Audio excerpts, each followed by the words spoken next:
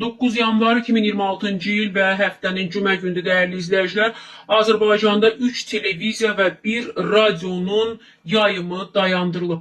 Dünya TV, MTV, Space TV və Space FM-in yayımı müvəqqəti dayandırılacaq. Musavat.com xəbər verir ki, bu barədə Audio-Vizual Şuranın 2026-cı il yanvarın 9-da keçirilmiş ilk iclasında qərar qəbul olunub. Bildirilib ki, iclasda keçən ilin sonlarında bir sıra televiziya və radio kanallarında baş vermiş reklam qanunvericiliyinin pozulması halları nəzərdən keçirilib. Nəticə itibarilə nə baş verib? 14 noyabr 2025-ci il tarixdə Dünya TV kanalında yayımlanan Alo Doktor proqramı zamanı reklam materiallarında bəzi müalicə üsullarının peşəkar səviyyədə yalnız reklam olunan tibb müəssisəsində mövcudluğu barədə yanlış məlumatlar təqdim edilib və reklam haqqında qanunun tələbləri pozulub. Buna görə də Audio-Vizual Şuranın qərarı ilə 15 yanvar 2026-cı il tarixdə saat 21:00-dan 24:00-a qədər Dünya TV televiziya kanalının yayımı 3 saatlıq dayandırılacaq. MTV telekanalının fəaliyyəti isə 15 yanvar 2026-cı il tarixdə saat 15:00-dan 18-ə qədər 3 saatlıq dayandırılacaq.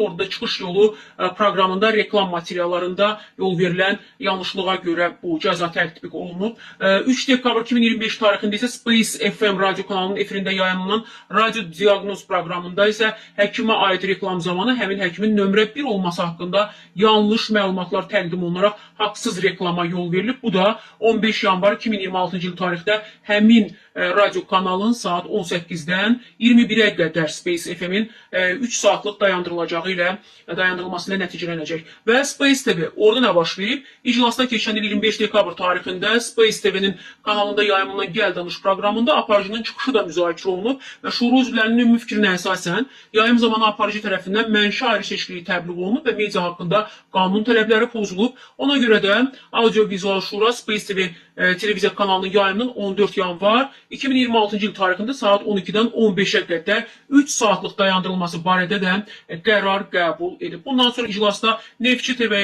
kanalının fəaliyyəti müzakirə olunub və məlum olub ki, bu kanalda aldığı peyk yayımını həyata keçirməyib və platforma yayımçısı olaraq lisenziyasına uyğun olaraq son bir il ərzində birbaşa internet üzərindən davamlı yayım apara bilməyib. Ona görə də demək ki, Neftçi Media MMC yayımı apara bilmədiyi üçün lisenziyasının ləğvi məqsədi ilə Audio-Vizual Şuraya müraciət edib və lisenziya sahibinin müraciətini nəzərə alaraq sözü gedən Şurada Neftçi TV kanalı üçün Neftçi Media MMC-yə verdiyi peyk yayımı həyata keçirməyən platforma yayımçısı lisenziyasını ləğv edib dəyərli izləyicilər.